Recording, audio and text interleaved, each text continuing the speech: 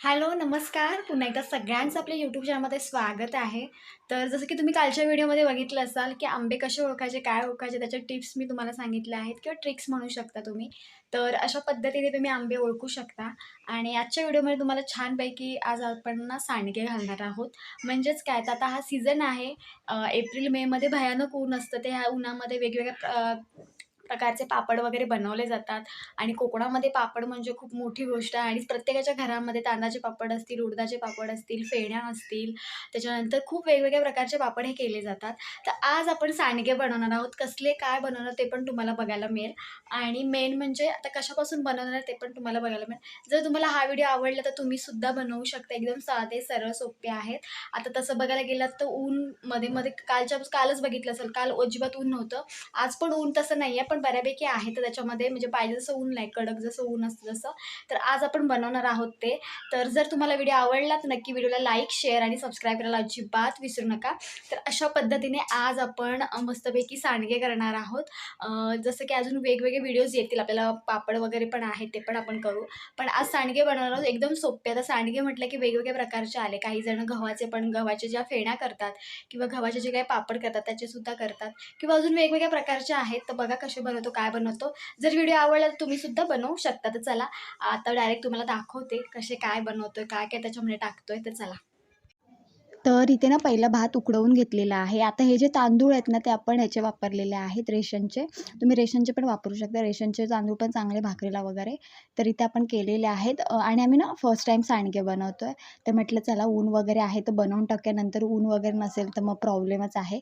त्याच्यामुळे काही पापड असतात ना, ते जिथे ऊन नसेल ना, म्हणजे सावलीमध्ये पण सुकतात.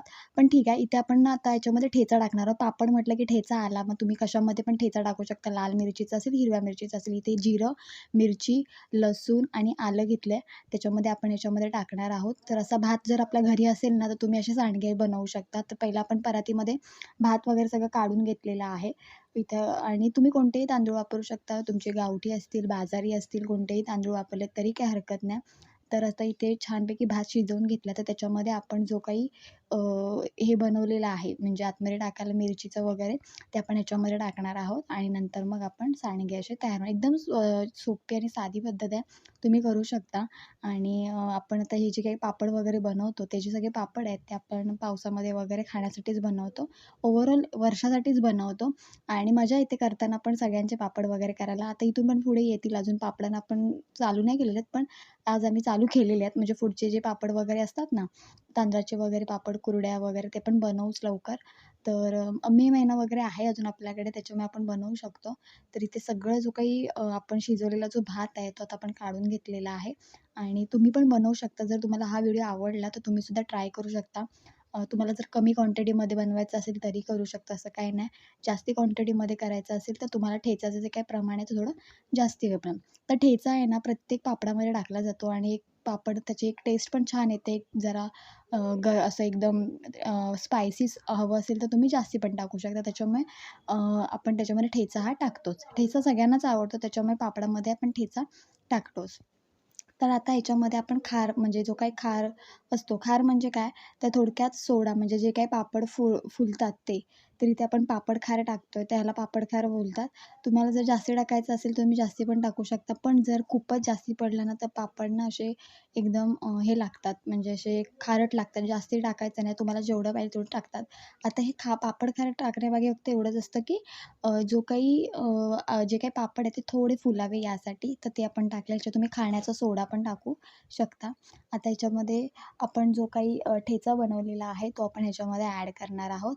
पण त्याच्या आधी थोडं त्याच्यामध्ये आपण टाकणार आहोत. आता कोणतंही काम करायला घेतलं की लहान मुलांची लुडबुड तर असतेच मध्ये, कारण की त्यांना पण करायचंच असतं. त्याच्यामुळे ते पण लहान मुलं पण होते तिथे करायला मध्ये-मध्ये. तर असं सगळीकडे लावून घ्यायचं. त्याच्यानंतर तो अजून तुम्हाला जेवढं पाहिजे तेवढं तुम्ही टाकू शकता. तर ह्याच्यामध्ये आपण ठेचा टाकतोय आता. बघा इथे ठेचा आहे बारीक केलेला. तुम्ही लसूण तुमच्याकडे जे काही असेल ते तुम्ही ह्याच्यामध्ये ॲड करू शकता. मिरची असेल किंवा काही असेल ते तुम्ही टाकू शकता. जसं की मगाशी सांगितलं, जिऱ्याचं प्रमाण थोडं जास्त ठेवायचं, कारण की पापडामध्ये जिरा खूप भारी लागतो आणि टेस्टी लागतो. त्याच्यामुळे आपण ह्याच्यामध्ये ठेच्यामध्ये जिरं वगैरे घेतलेलं आहे, लसूण वगैरे, जसं आपण ठेचा बनवतो त्याच पद्धतीने. आणि त्याच्यानंतर हे सगळं एकजीव करायचं आहे आणि त्याच्यानंतर मग आपण छानपैकी उन्हामध्ये सांडगे घालणार आहोत. तर सांडगे घालण्यासाठी ना जास्ती काही मेहनत नाही किंवा मोठं काय असं नाही, साचा वगैरे काय लागत नाही.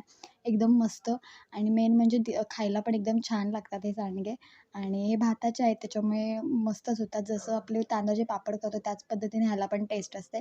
आता हे जे आपण ठेचा टाकला आहे ना, तो सगळा एकदम छानपैकी लावून घ्यायचा आहे. तर इथे आम्ही सुरुवात तर पापडांना केलेलीच आहे. अजून बरेच बनवायचे आहेत, बघूया. जर उन्हावरती सगळं डिपेंड आहे. ऊन नसेल तर आपण काहीच बनवू शकत नाही कारण की पापडांना ऊन हे लागतंच त्याच्यामुळे.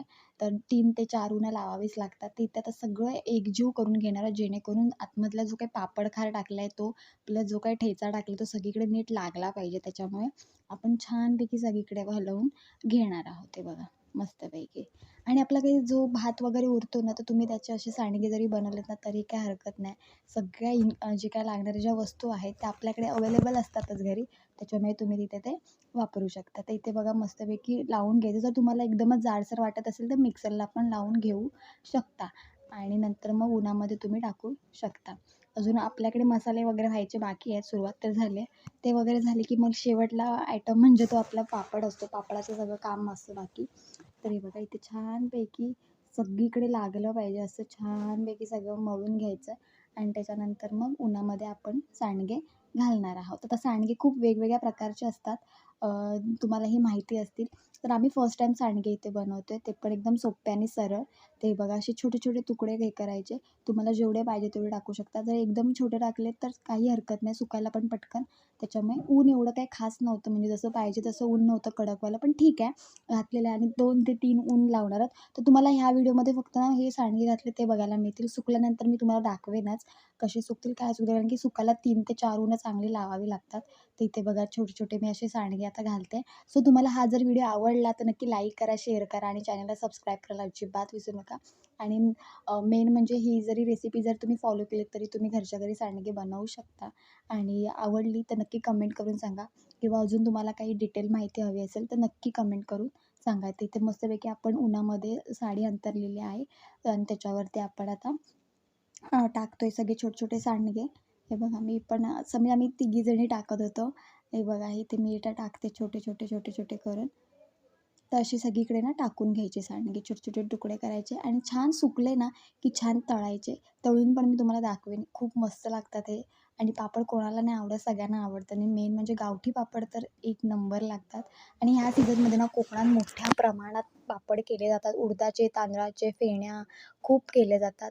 वेगवेगळे प्रकारचे पापड रेसिपीज बघून वगैरे केल्या जातात. इकडे बघा वहिनी पण टाकते एका साईडने. तर एवढं आम्ही टाकत-टाकत आलेलो आहे. जवळ-जवळ एक अर्धी साडी भरत आलेली आहे. तर असे हे सांडगे केले जातात. आता तुमच्या घरामध्ये भात वगैरे उरला असेल तर तुम्ही याचा असा वापर करू शकता आणि छान ऊन लावायचं. पापड असतील कोणताही हे असेल ना, मी जसं कडधान्य वगैरे तुम्हाला सांगितलं बघा. पापडांना पण चांगलं ऊन लावावं लागतं. जर तुम्ही पापडांना नीट ऊन नसेल ना लावत तर त्यांना बुरशी येणार किंवा धापड झाल्यासारखे पापड होतात. त्याच्यामुळे त्यांना छानपैकी ऊन लावायचं. 3 ते 4 उन्हं लावायची. एकदम खटखटीत झाले पाहिजेत. आवाज असा आला पाहिजे पापडांचा. तर चला आता इथे आपण थांबणार आहोत. सो असे हे सांडगे आम्ही तयार केलेले आहेत. सुकल्यावर मी नक्कीच दाखवेन तुम्हाला. चला असाच व्हिडिओ घेऊन आपण पुन्हा भेटू. तोपर्यंत बाय बाय.